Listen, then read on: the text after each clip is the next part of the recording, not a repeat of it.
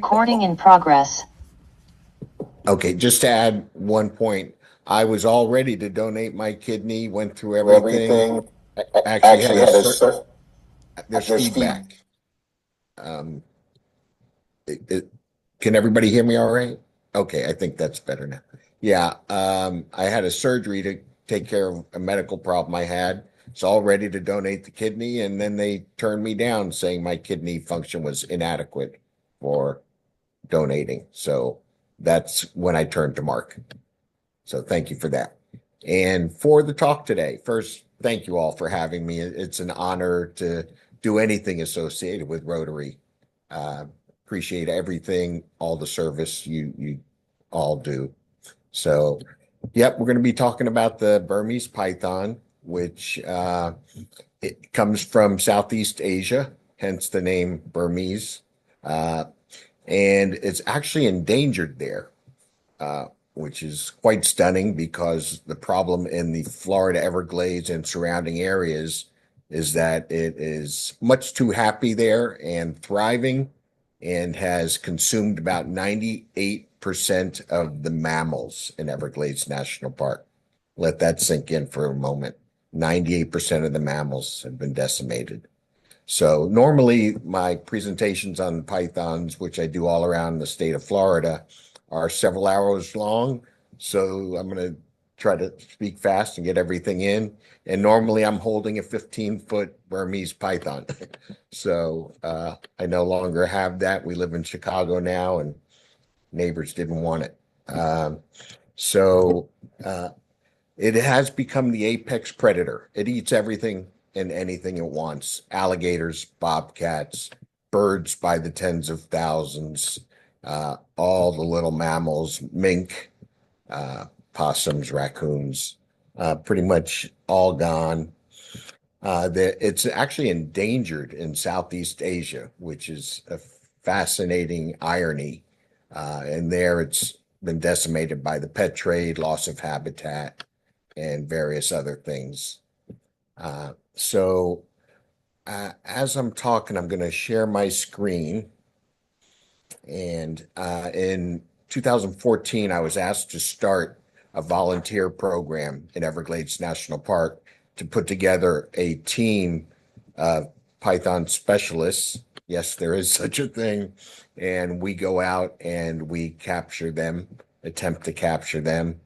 And we've removed over 15,000 of them, which can give you an idea. And we only touch about 1 to 2% of the 1.5 million acres in Everglades National Park because we find them on the roads and you can't go in much into the swamp and find them because they're well camouflaged. Plus, it's just not conducive to people going out too far off the road. So let me try sharing my screen and hope this works. Okay, let's see.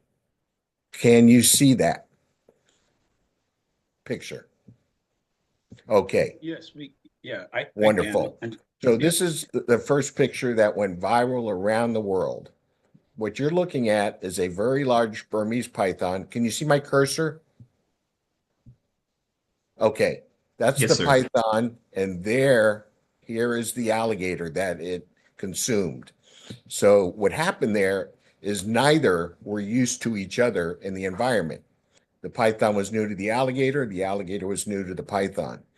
So the python went up, saw possible food source, and started consuming it, which the Burmese pythons do. They can get up to 20 feet long, a little bit over, and they're used to and they're constrictors. So they wrap around their prey, and when they no longer feel a heartbeat, they release the coil and then go to the front of the prey and start bringing it in with its incredible teeth and muscle structure. So what happened was alligators can slow their metabolism down to where it's the heartbeat is imperceptible, and that's what happened. And then when the alligator realized it was inside of another creature, it woke up and started thrashing and burst through the python. So that is what you're looking at there. Here, one of the main reasons the National Park Service and the United States Department of Interior licensed us to remove pythons is so we could capture them, bring them to the laboratory where they do necropsies, and so they could see what they've been eating. And that helps us with data points to figure out where to look, when to look, how to look. And as you can see from this necropsy, this was a gravid female, a pregnant female, and there were a large number of eggs. They could lay up to 100 eggs. Recently caught one with 96 eggs in it. Uh, and they have a very high survival rate. Unlike many other snakes, most other snakes, the mommy stays with the babies with the eggs until they hatch.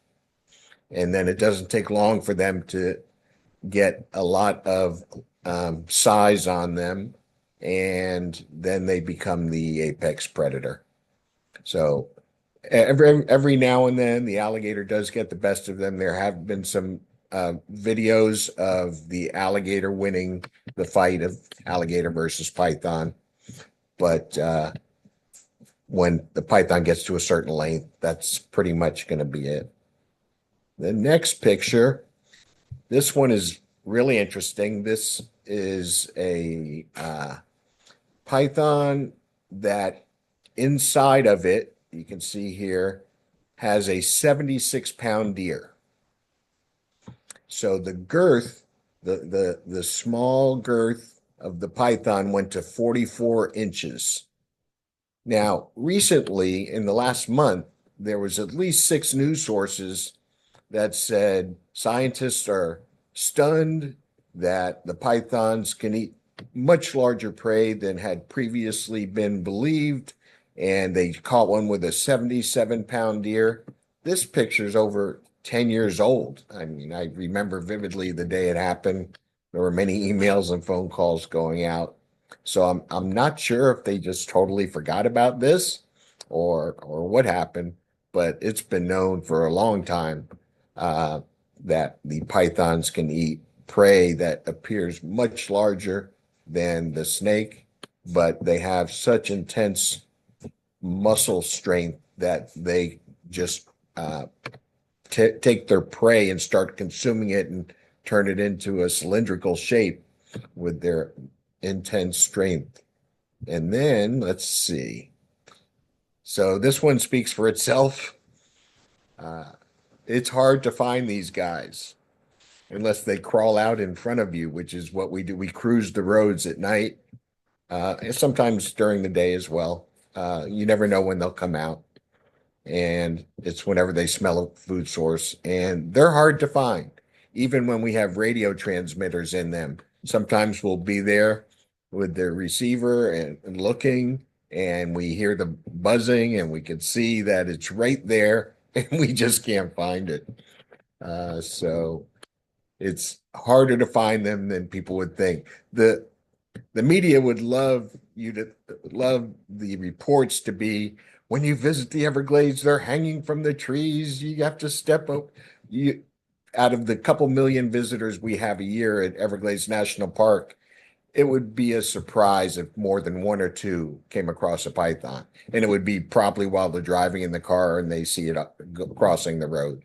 But other than that, you won't see them. This is me. uh, this is the last Burmese python I caught before moving from Florida to Chicago. And as you can see, I have to keep scrolling because it keeps on going. This one was 16 feet 4 inches. And as you can see, caught it on the road. That was after a full night of python searching. We had caught 5 that evening, which is unusual. The circumstances must have been just right. And then as we were heading back, I had a trainee with me. She was probably all of 100 pounds. And when we hit the brakes to get out and get this, I said, you got to grab one end of it. So she's actually taking the picture in this shot. The pythons, after you fight them for a while, they run out of stamina pretty quickly. So this one had already settled down. As you can see, I'm holding the head rather tightly, and because all of our team members have been bitten multiple times. If you haven't been bitten by a python, you're not out there enough. You're not doing a good enough job. So it's a nasty bite. They are not venomous. Uh, and some of the methodologies we've employed, besides crazy people like us going out and catching them by hand, uh, Auburn University uh, lent to us two black labs who were very successful in sniffing pythons. They were originally drug dogs. It takes a long time to get them trained to be a drug dog, and then only a short time to change them from searching for drugs to searching for something different, in this case, Burmese pythons. Problem is, with each dog, you need a person, and you have 1.5 million acres, and we don't have many people. And so it's not practical number wise. That's true with many of the things. They tried using drones for a while where somebody would sit in a parking lot and send out drones. But if you see them and they're, 400 or 500 yards into the swamp, what are you going to do? Maybe you can get somebody out there in time. So somebody else suggested using hypodermic needles with a poison that shoots from the drone into the snake, but we can't introduce toxins like that uh, and start sending out poisonous hypodermic needles into the national park system. We got two snake hunters from India. Uh, that was a 7-year process to get the various government agencies involved to allow us to. And there was also a lot of resistance from the local guys saying, what do they know about the Everglades? Well, our response is they catch snakes for a living, to keep alive, to feed their family. They don't catch Burmese pythons because it's no longer permitted, but they catch cobras. They turn them in for venom. They get paid. So they're doing this as a livelihood, and they're going to know things that we don't. You can always learn from somebody else. So finally, we got them here. They were very successful finding pythons where we did not think there were any, where even the dogs missed them. And again, it's a numbers thing. This is two gentlemen that took 7 years to get here from India. And I learned quite a bit because I was under the belief that we've got to find them when they're crossing the road or we see them on the side of the road, but they walked straight into the brush and where you couldn't even see the ground. And the gentleman I was with just reached down and because he saw some disturbance in the way the vegetation was sitting, and reached down and brought up a 7-foot python. So, to our amazement, so there was plenty to learn. The most recent breakthrough is they are now using DNA to find Burmese pythons. They take samples all throughout the Everglades, the greater Everglades area, and see if there have been any pythons in that area. So that's new and amazing and hopeful. But it appears to be a losing battle. They are eating other pythons, so they are cannibalizing. Uh, and because the food source, they've decimated it. So we're not sure what's going to happen next. And people often ask how many pythons are out there. We don't know. So there was in 1992 Hurricane Andrew, which some of you may remember, uh, wiped out a breeding facility because it used to be legal to have Burmese pythons in the pet trade. So this facility was right on the edge of the Everglades and had over 800 Burmese pythons that escaped when the facility blew away in Hurricane Andrew. So the population of the Burmese pythons just exploded. So there's no way to know how many are out there because the ones we turn in and count are, as I said, are only on 1 or 2% of the terrain. So you really can't use any type of extrapolation that's scientifically valid when you have 1 or 2% sample group. So we just keep going, and we're not making a dent by the thousands that we catch. We do not believe that makes a significant dent in the population, but it gives the scientists uh, data points and helps them know what they're eating and when they eat, where they eat. So if all of a sudden one shows up in a sensitive area, it'll be all hands on deck.